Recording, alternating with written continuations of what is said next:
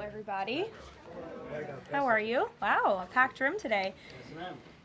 Last night, the Trump administration faced another example of judicial overreach. Using his full and proper legal authority, President Trump imposed universal tariffs and reciprocal tariffs on Liberation Day to address the extraordinary threat to our national security and economy posed by large and persistent annual U.S. goods trade deficits. The United States has run a trade deficit of goods every year since 1975. In 2024, our trade deficit in goods exceeded $1 trillion. Everybody agrees this is unacceptable. President Trump is delivering on his promise to fix this problem, and he has taken a long overdue and much needed bold stance for American workers after decades of our manufacturing base being hollowed out.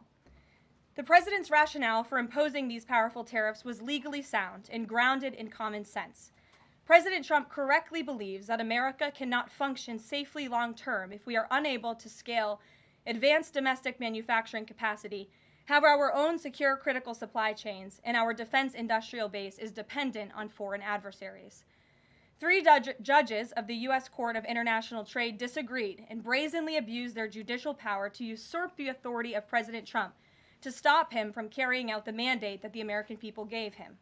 These judges failed to acknowledge that the President of the United States has core foreign affairs powers and authority given to him by Congress to protect the United States economy and national security.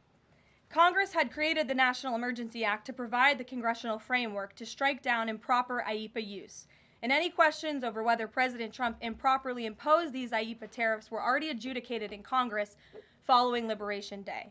Congress firmly rejected an effort led by Senator Rand Paul and Democrats to terminate the president's reciprocal tariffs. The courts should have no role here. There is a troubling and dangerous trend of unelected judges inserting themselves into the presidential decision-making process.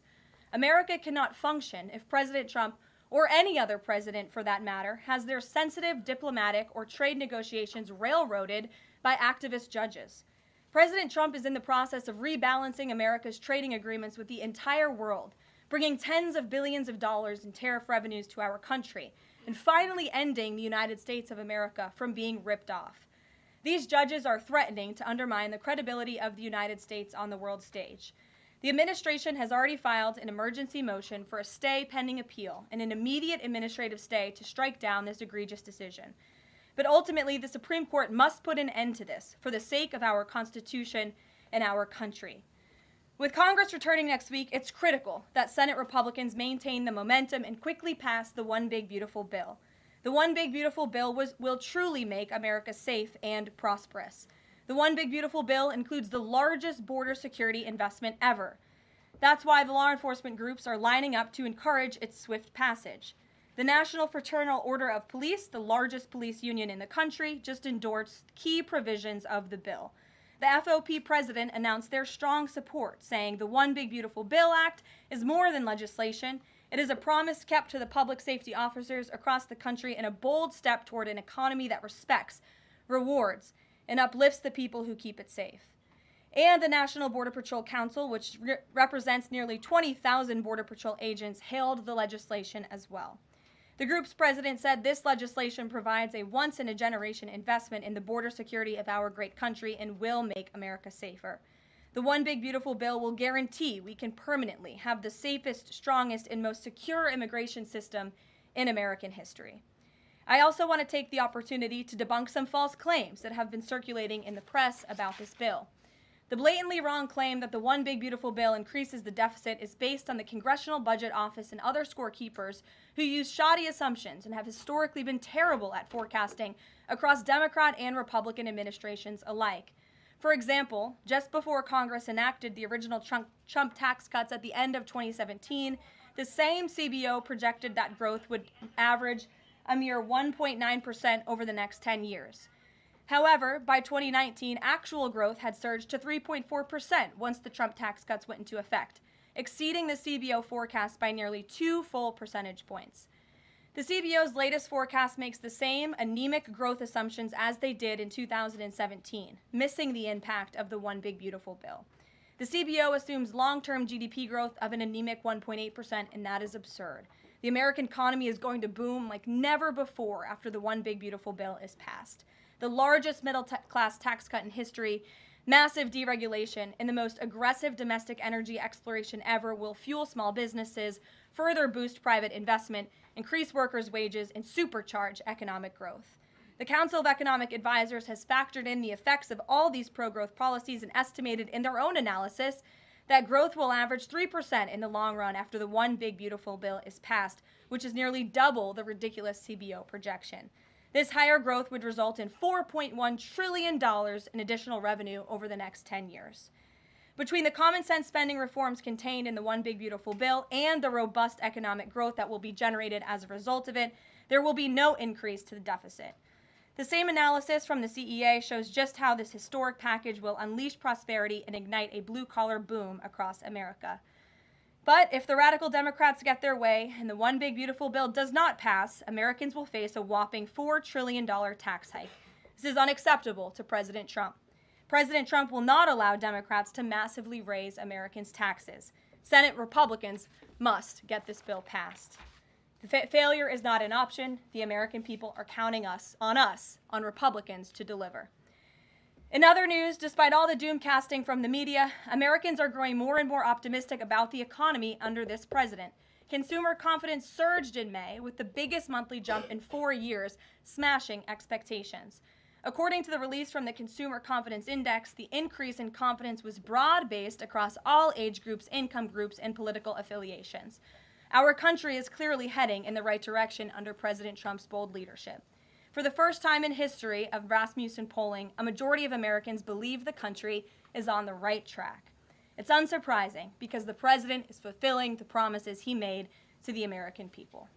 Here in our new media seat today, we have the editor-in-chief of The Federalist, Molly Hemingway. The Federalist is led by Molly and Sean Davis and provides fearless journalism and coverage of politics and culture to millions of readers all over the world. Thank you for being here, Molly, and why don't you please kick us off? Thank you, Caroline. Thank you. In the first Trump administration, there was an effort to stymie the agenda of Trump through the Russia collusion hoax perpetuated by many people in the media, including some people seated here, or the media outlets they represent, and other Democrats as well.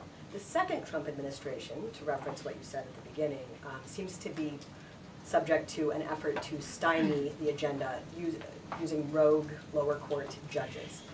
You mentioned that the Supreme Court could and should do something to rein in these lower court judges. Also, Congress could do something about it, but they don't seem terribly interested in it.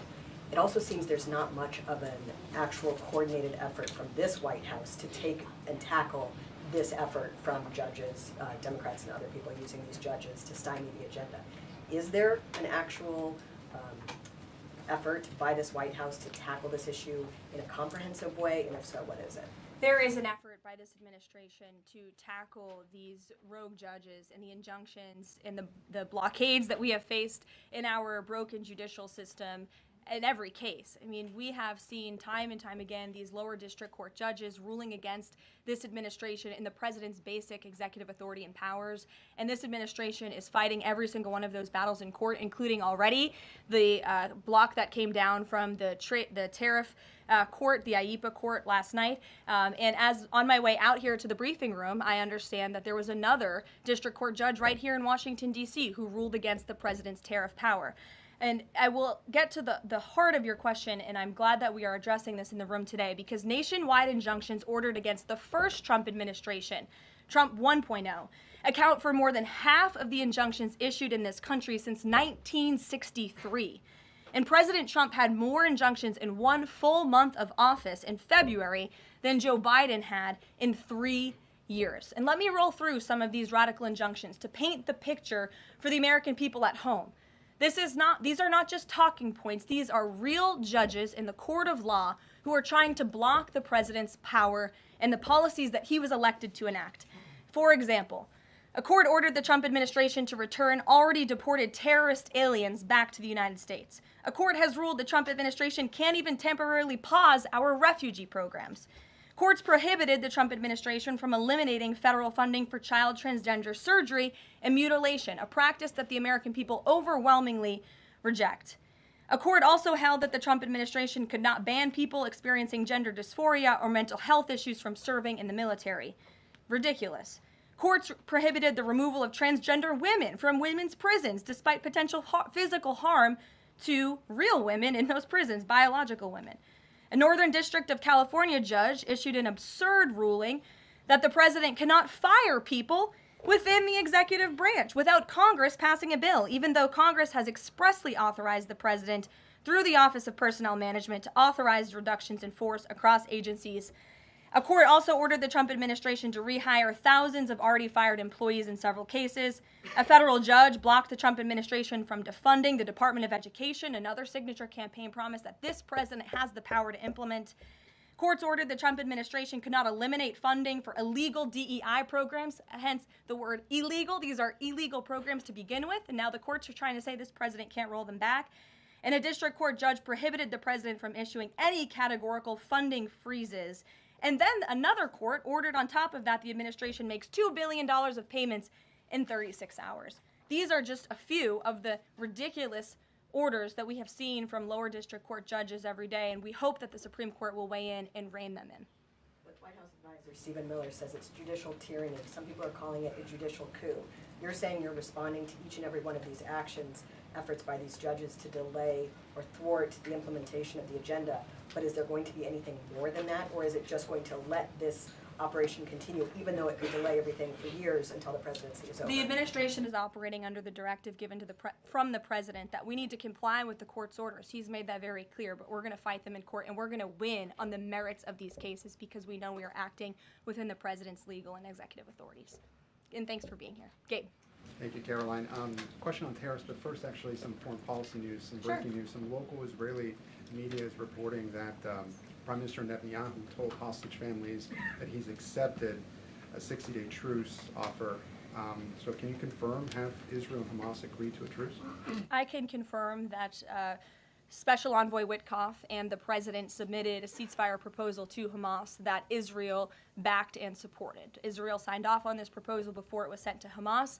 I can also confirm that those discussions are continuing, and we hope that a ceasefire in Gaza will take place so we can return all of the hostages home, and that's been a priority from this administration from the beginning. I won't comment further as we are in the midst of this right now. So to be clear, you don't know if Hamas has accepted it yet? Not to my knowledge, but certainly if that becomes the case and this ceasefire goes into effect, you'll hear it directly from myself, the president, or Special Envoy Witkoff. On tariffs, Kevin Hassett earlier this morning, he brushed off a legal ruling, called it a hiccup, and he said that trade deal negotiations would continue. Why would other countries continue these trade deal negotiations given the ruling? Because other countries around the world have faith in the negotiator-in-chief, President Donald J. Trump. And they also probably see how ridiculous this ruling is, and they understand that the administration is going to win, and we intend to win. We already filed an emergency appeal. We expect to fight this battle all the way to the Supreme Court. These other countries should also know, and they do know, that the president reserves other tariff authorities, Section 232, for example, to ensure that America's interests are being restored around the world. But I can confirm that our ambassador for trade, Jamison Greer, already heard from countries around the world this morning who said they intend to continue with these negotiations. Peter. Thank you, Caroline. So many of the president's plans right now are being blocked by courts. If the courts are going to be the ones who are shaping policy, does the president wish he would have just become a judge instead? I think the president would take this job over being a judge, and certainly the president is acting within his authority. He wishes judges would do the same. But so the courts are basically telling you guys they think that the White House's policies, the president's policies, are in some way against the law. So why can't President Trump ask the Republicans that control the House and the Republicans that control the Senate just to make a new law? Well, these laws have already been granted to the president by the Constitution and by laws that have been previously passed. I'll give you another example. For instance, we've been blocked in court for the revocation of visas from individuals who have the privilege of studying in the United States of America. Secretary of State Rubio has simply used his authority to revoke those visas, to revoke that privilege, and we've seen the courts try to block that. So if these judges want to be the Secretary of State or they want to be the president, they can run for office themselves. It should be the other way around. But all of the actions the president has taken rely on legal authorities that have already been granted to him by our nation's existing laws. And on a different topic, there are some folks in President Biden's inner circle, who are now in talks with Republicans in Congress to give interviews about how they may have handled President Biden's decline. Is the president satisfied with aides only sitting for these transcribed interviews, or would he also like to see some kind of testimony from the former First Lady, Dr. Biden? I think, frankly, the former First Lady should certainly speak up about what she saw in regards to her husband and when she saw it and what she knew. Because I think anybody looking, again, at the videos and photo evidence of Joe Biden with your own eyes and a little bit of common sense can see this was a clear cover-up. And Jill Biden was certainly complicit in that cover-up. There's documentation, video evidence of her clearly shielding her husband away from the cameras. They were just on The View last week. She was saying everything is fine. She's still lying to the American people. She still thinks the American public are so stupid that they're going to believe her lies. And frankly, it's insulting, and she needs to answer for it. Ouija. Thank you, Caroline. President Trump was asked what he thought about Elon Musk's claim that the big, beautiful bill increases the budget deficit and undermines the work of Doge. And the president didn't actually comment on those remarks. He just talked about the need to support the bill. So what does the president think about what Elon Musk said? Well, the president is very proud of the one big beautiful bill, and he wants to see it pass. He wants the Senate to get to work on it and send it to his desk as quickly as possible. Of course, as you know, Elon Musk announced last night his departure as an official special government employee from the Trump administration. We thank him for his service. We thank him for getting Doge off of the ground, and the efforts to cut waste, fraud, and abuse will continue. So he doesn't have any comment about Musk saying it adds to the deficit and it undermines all his work? The president commented on this. I commented on it. I told you that this bill saves $1.6 trillion according to the Council of Economic Advisors and the analyses that the president believes in. So he gave a comment. I gave a comment. Just because you don't like that comment doesn't mean it's not a comment. Rachel. Thanks, Caroline. Back on trade, I know you said the White House is going to fight this ruling in court. Is the administration actively reviewing other avenues, other options to carry out the president's trade policy? The president's trade policy will continue. We will comply with the court orders, but yes, the president has other legal authorities where he can implement tariffs. However, it does not dispute the fact that the president was right to declare a national emergency when it came to fentanyl and when it came to our crippling deficits and the lack of critical supply chains here at home. That is the reasoning for the president's tariffs. And the court didn't dispute those facts, by the way.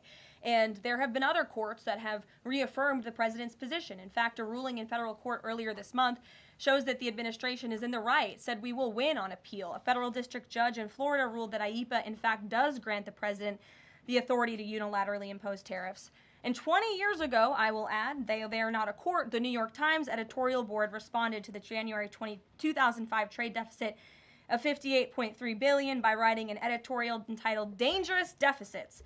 And since then, our trade deficit has more than doubled. The U.S. trade deficit in January totaled a whopping $131.4 billion. So people on both sides of the aisle, pundits, lawyers, legal scholars, politicians have all agreed that it is a national emergency, our trade deficits and our lack of critical supply chains here at home. It's just President Trump was the first president to actually act on it, to restore that wealth and that prosperity to the United States of America. And it's very unfortunate that the courts are now blocking his attempts to do that. Has the administration then reached the point where you are actually asking your economic advisors to start reviewing other avenues to implement the president's trade policy, or do you want to just see this legal process take place for now? We can walk and chew gum at the same time. We are doing both. Josh. The Fed says the president met with the Fed chair earlier today. I'm wondering if you can give us any readout of that meeting. The Fed also says that they discussed the economy. I imagine the president might have shared views on rates as well, but what can you Sure. share with us? I can share with you that we saw, the president and I both saw the statement that the Fed put out after the meeting. That statement is correct. However, the president did say that he believes the Fed chair is making a mistake by not lowering interest rates, which is putting us at an economic disadvantage to China and other countries. And the president's been very vocal about that, both publicly and now I can reveal privately as well. Did he speak at all about his plans for that position, but whether he would seek to move Jay Powell out of that position or keep him in until his term ends? No. Okay. Kristen. Ask very quickly on the tariff question. You mentioned Section 232 earlier. Are you suggesting that you might sort of speed up some of the existing 232 investigations, or are you talking potentially using 232 as a replacement power if this ruling doesn't go your way? Of course, you hope it does. I'm not suggesting that. I'm just simply stating the fact that the president has other legal authorities he can use to implement tariffs, and the administration is willing to use those. As you know, we already have applied Section 232 tariffs on specific industries. Yep, thank you. President Trump said that he needed 1.5 to 2 weeks to determine whether or not he believed Vladimir Putin wanted peace. He has been in office now for 4 months. What does he believe is going to happen in the next 1.5 to 2 weeks that would change his opinion? Well, it is my understanding and it is our hope that Russia and Ukraine will engage in direct talks and negotiations next week in Istanbul, and we believe that meeting is going to take place, and that is a meeting the president encouraged and urged for these two sides to come together and negotiate directly. And the president has been clear from the very beginning of this conflict that he wants to see this conflict solved on the negotiating table, not on the battlefield, and he's told that to both leaders, again, both publicly and privately. So hopefully next week it will move the ball forward in this. Is the United States going to participate in those conversations? We will let you know if the president plans to send a representative. I'm not tracking that at this time. Kelly in the back. Thanks, Caroline. Sure. I wanted to just clarify once and for all the Qatari jet, the sale, or the gift, because the Qatari government is asking the U.S. to clarify that the jet's pending transfer was initiated by the Trump administration. So is this something that the White House is going to do? The amount of questions we've received, and we've been incredibly clear, and I have answered this, the president has answered this, the Department of Defense has answered this. This is a government-to-government gift transfer from the Qataris to the Department of Defense, to the United States Air Force. It is now in their hands, and for further details on where that stands, I would defer you to the Department of Defense and the United States Air Force. I have nothing more for you on that. Deanna. Thanks, Caroline. 2 questions, one on Big Beautiful Bill, one on immigration. Sure. Yesterday, Trump said, we will be negotiating that bill, and I'm not happy about certain aspects of it, but I'm thrilled by other aspects of it. Wondering if you could, share any specifics on that. And in immigration, do you know how many illegal migrants have taken Trump's voucher program so far and have deported themselves? I believe it's in the thousands of those who have chosen the easier route of self-deportation, and we certainly encourage all illegal aliens who are present within our homeland to take that option. It's a much more pleasant option than being deported, and we will deport you if you're here illegally. That's our intention. As for the first question, what the president was speaking about is how this is a great bill. However, it has come as a result of a hard negotiation. It's difficult to get things done on Capitol Hill, but thanks to President Trump, this bill is moving in the right direction. And thanks to House Republicans and the leadership over there as well, who did a great job mediating both sides of the caucus to move this bill to the Senate. And now the president, again, has told his friends on the Senate side and is already engaged in those conversations to get that bill back to his desk as soon as possible. Sure. Has this administration been briefed about the incident that happened in Gaza on Tuesday during the rollout of the Gaza Humanitarian Foundation distribution of aid to Palestinians there? And should there be a ceasefire, will this administration continue to rely on this foundation for the distribution of aid to civilians?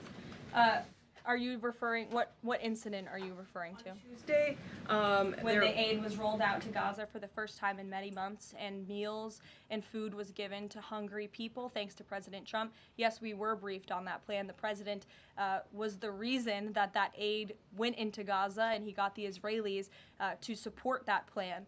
And I would add that the previous administration rejected such a plan to ensure that these starving and devastated people in the Gaza Strip were given humanitarian aid and assistance. And it was the previous administration that tried to build this pier, if you all remember it. It was brought to my attention this morning, and I thought that's a good point. Why don't I bring that up? Because there's been so much criticism. In fact, it was on the front page of a newspaper this morning about the criticism for this president having a humanitarian heart and giving people badly needed food and supplies. Nobody wanted to talk about how the previous administration failed in that endeavor. They built this pier that cost $230 million. It lasted about 20 days, and more than 60 U.S. service members were injured, as a part of this floating aid pier that did nothing for the people of Gaza. The president is opening up his humanitarian heart to get aid into the region while his team simultaneously negotiates a ceasefire and the return of all hostages. We are moving the ball forward in a positive direction for all people. The president wants to see peace for all people. Jasmine. Thanks so much, Caroline. A notice investigation found that the Hallmark Maha Commission report that was released last week cites studies that appear to not exist. We know that because in part we reached out to some of the listed authors who said that they didn't write the studies cited. So I want to ask, does the White House have confidence that the information coming from HHS can be trusted? Yes, we have complete confidence in Secretary Kennedy and his team at HHS. I understand there were some formatting issues with the Maha report that are being addressed, and the report will be updated, but it does not negate the substance of the report, which, as you know, is one of the most transformative health reports that has ever been released by the federal government and is backed on good science that has never been recognized by the federal government. And a quick follow-up, can you talk about what tools or research goes into production of these kinds of reports? For instance, is it AI that's used to put together these reports now? I can't speak to that. I would defer you to the Department of Health and Human Services. What I know is just what I told you. Lindsay. Thank you, Caroline. Many small businesses that we've talked to since the tariffs have been in place have said what would really help them is a long-term plan so that they can catch up. In light of what's happened now, this trade war with the courts, how will that impact this 90-day window? Will you guys be adjusting that? And how can you help relieve some of these small businesses? Well, I would say nobody understands the needs of business owners, and nobody has the backs of our small business community more than President Donald J. Trump. He believes, I've heard him talk about this with small business owners himself, that small businesses are truly the backbone of our American economy. And that's why the president is supporting the One Big Beautiful Bill. So for those you spoke to who are asking for a long-term plan, big tax cuts are coming their way. No tax on tips, no tax on overtime for their workers, more money in their pockets. Their bottom lines will be larger. They can pay their people more. Wages are going to go up. Inflation will continue to come down. We've already seen energy prices plummeting as a result of this president's economic and energy agenda that he has been implementing across the federal government, reducing burdensome regulation. All of that is good news for small business owners across the country. That's why they strongly support the president, and that's the Trump economic plan that is underway. And again, you're emphasizing, I believe, the need to pass the One Big Beautiful Bill, and the president wants to see that happen. Sure. Will you still work within that 90-day window for these trade negotiations? Does that still stand? Again, as far as we're concerned, our trade agenda is moving forward, and we've already heard from countries around the world today who will continue to negotiate in good faith with the United States so we can cut good trade deals on behalf of the American people, and we fully expect to win this case in court. Sure. On Golden Dome, the president put out this number of $61 billion. How did he arrive at that? Is that the number it will cost to protect Canada, and is it negotiable, or where did it come from? I can certainly ask the president, and I can check in with our research team, and we'll get you the facts on that number. But the Golden Dome is certainly a significant investment in our nation's national security and homeland security to protect Americans, all of you in this room, from future threats. Any readout on, have the Canadians been talking in good faith about paying to be in it? I know they expressed some interest. Well, the president has certainly expressed to the Canadians how we are essentially subsidizing their national defense. He brought it up in his meeting with their new leader here, and as you know, we'll be traveling to Canada next month for the G7, so I expect that topic of discussion to come up on that trip as well. Sure. Hey, thanks, Caroline. There was a May Day USA rally in Seattle that happened over the weekend that devolved into some protests and riots. The Seattle Mayor Harrell said that it was a far-right rally held here to provoke a reaction by promoting beliefs that are inherently opposed to our city's values, which he defined as LGBT values. I know the FBI is looking into this, but has the president reached out to the mayor at all, asked him to apologize for this, and is this something that the administration would consider an example of anti-Christian bias?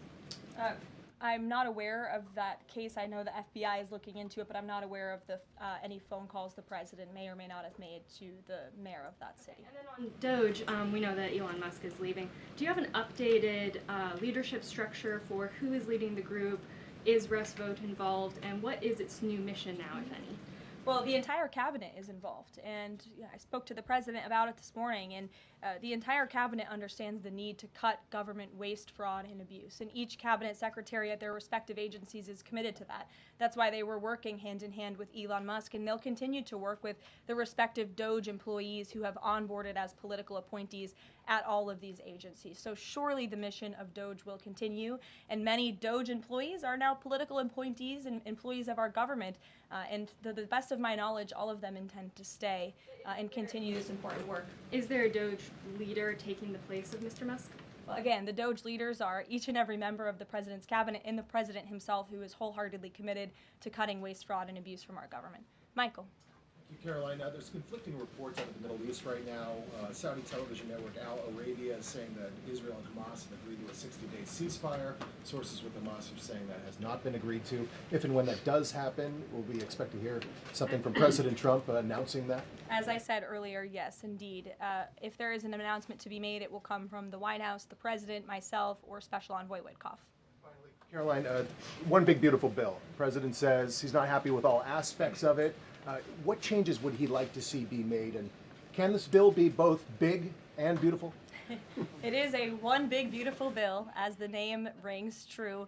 And the president, as I said, is currently working with his friends in the Senate who have some recommendations for the bill. Those negotiations and discussions are continuing, but the president's ultimate priority is to get this bill back to his desk for signature. And the president's priorities in this bill are non-negotiable in terms of the tax priorities he wants to see and the large tax cuts in the border investments that are currently in this bill. He is not going to allow them to go away for the American people. Sure, go ahead. Yes, I wanted to ask you about, has the president spoken to any of these foreign leaders about these agreements that have been reached, specifically the case of the United Kingdom that already has an agreement in place after this decision of the court in New York? Has the president talked to foreign leaders about what? About the court decision in New York. Which court decision in New York? The trade court. Oh, the trade court decision.